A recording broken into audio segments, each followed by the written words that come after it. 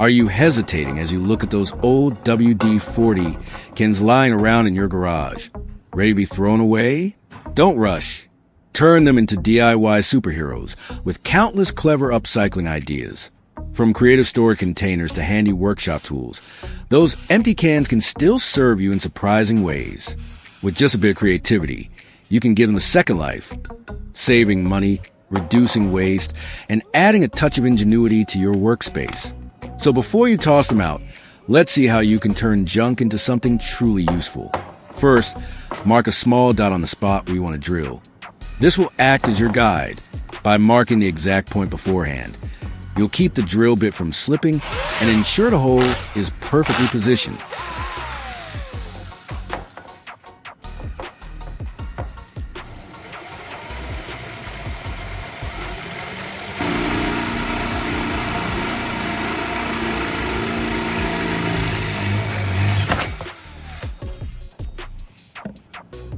Next, smooth out the edges of the hole. This will remove any sharp burrs or rough metal left from drilling, making the surface cleaner and safer to handle. Take your time. A smooth finish not only looks better, but also gives your DIY piece a more professional touch. Now prepare a tire valve. The kind used for bicycles or motorbikes will work fine. Carefully remove all the nuts and caps from it, leaving only the main valve body. This will make it easier to fit into the hole you just drilled and ensure a tight, clean installation later on.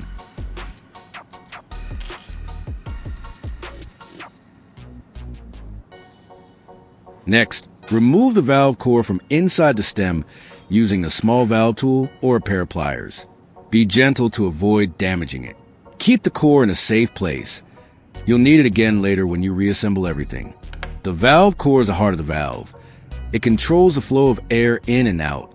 When it's tightened inside the valve stem, it seals the air perfectly, preventing any leaks. When loosened or pressed, it allows air to escape or be added easily.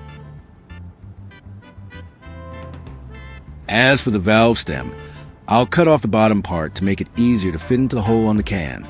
Trimming the base helps the valve sit flush against the surface, ensuring a snug fit and a cleaner look once it's attached.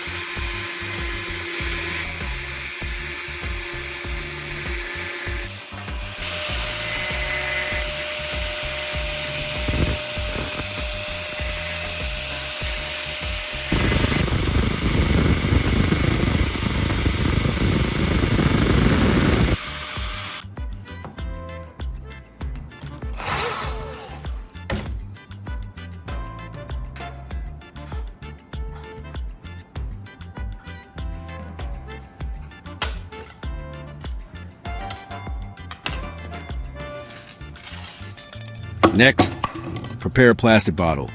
Any sturdy one will do. Make sure it's clean and dry inside, as this will help ensure better adhesion and prevent any dirt or moisture from affecting your project. Drill a small hole in the bottle cap, just big enough to fit a thin plastic tube through later.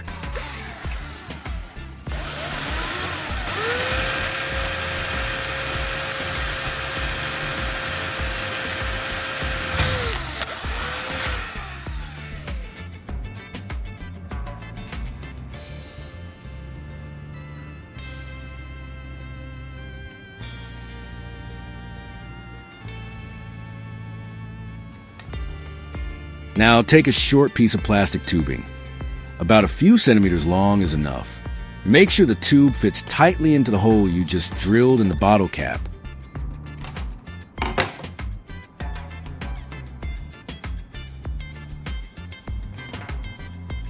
Secure the plastic tube to the bottle cap using hot glue.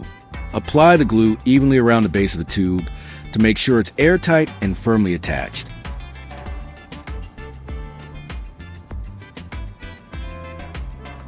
Let it cool for a few minutes until the glue hardens.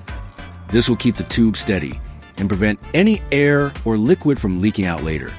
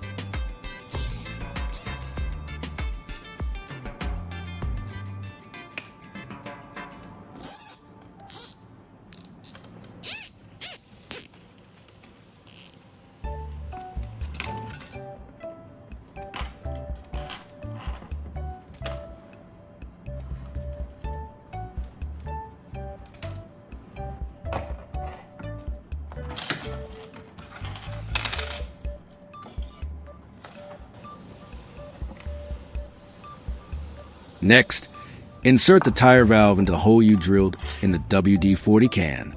Push it in until it fits snugly. Then seal the edges with hot glue or epoxy to make it completely airtight. I'll use super glue combined with baking soda instead. First, apply a thin layer of super glue around the edge of the hole. Then sprinkle a bit of baking soda on top. The mixture will instantly harden, creating a rock-solid seal. Repeat this process around the valve base to make sure it's fully secured and airtight. This method works great for bonding metal to metal or plastic.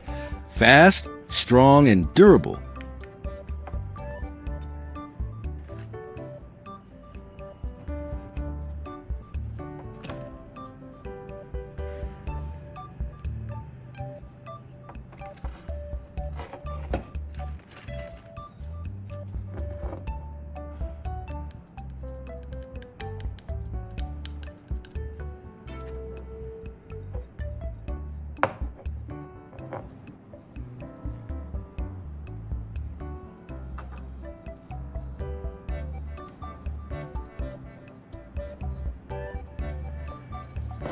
Next, wrap some tape tightly around the base of the valve to reinforce the seal.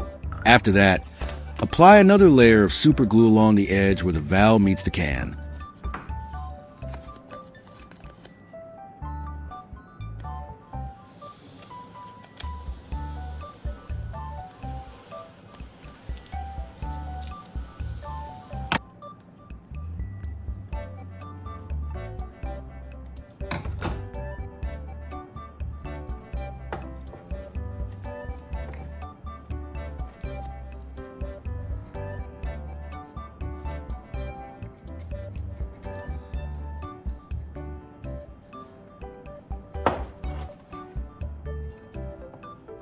This extra step helps fill in any tiny gaps and ensures the connection is completely airtight. Once it's dry, the joint will be tough, secure, and fully sealed. Perfect for holding pressure without any leaks.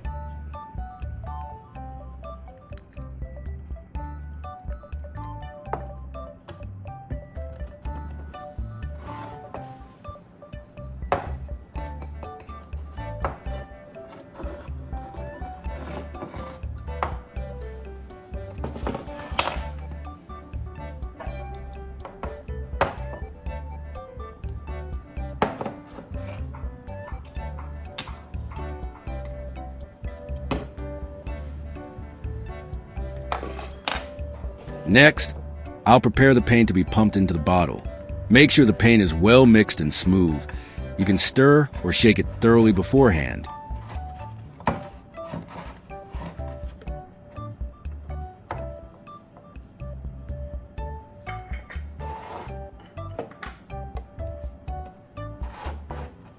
Now I'm going to mix the paint. I'll pour a bit of paint into a clean container.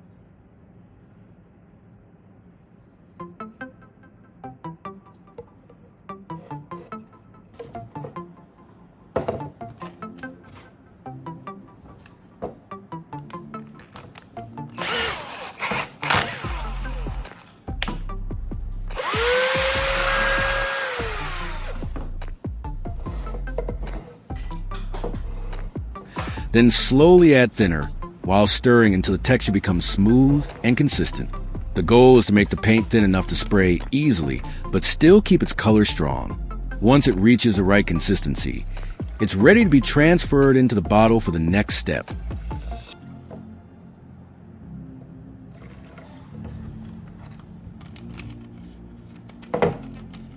I'll use my homemade stirrer to mix it thoroughly.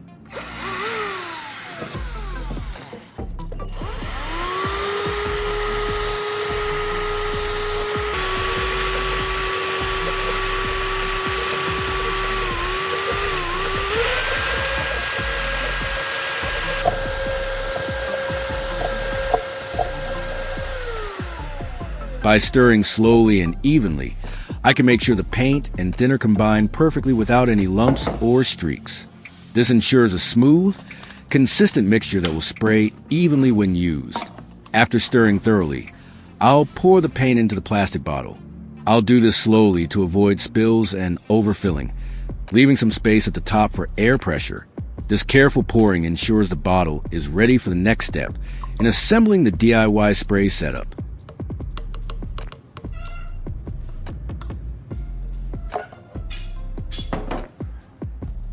Next, I'll put the cap with the plastic tube back onto the bottle. Make sure it's screwed on tightly and the tube fits securely through the hole. This setup will allow me to pump the paint from the plastic bottle into the WD-40 can through the tire valve.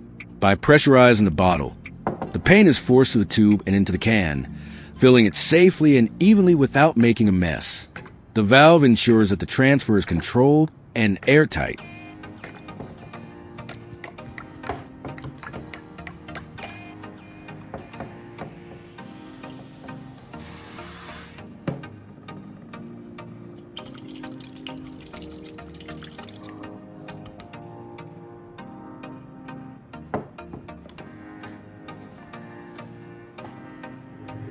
After pumping the paint in, I'll reinsert the valve core back into the tire valve.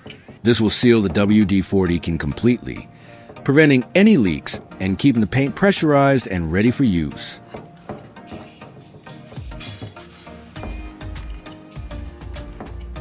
Make sure it's tightened properly so the valve functions just like a regular spray can.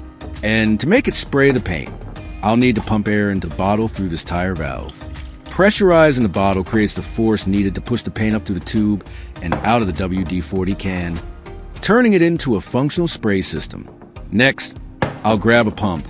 A bicycle or hand pump works perfectly, and connect it to the tire valve. Then, I'll start pumping air into the bottle slowly and steadily. As the pressure builds up, the paint inside the WD-40 can will be ready to spray. I'll keep pumping until I feel some resistance in my hand. That's enough pressure. You don't need to overdo it. Just enough to make the paint spray smoothly when you press the nozzle. This ensures safe and effective operation without risking any leaks or bursts. After pumping, I'll take the can over to test it. Carefully press the nozzle to see if the paint sprays evenly.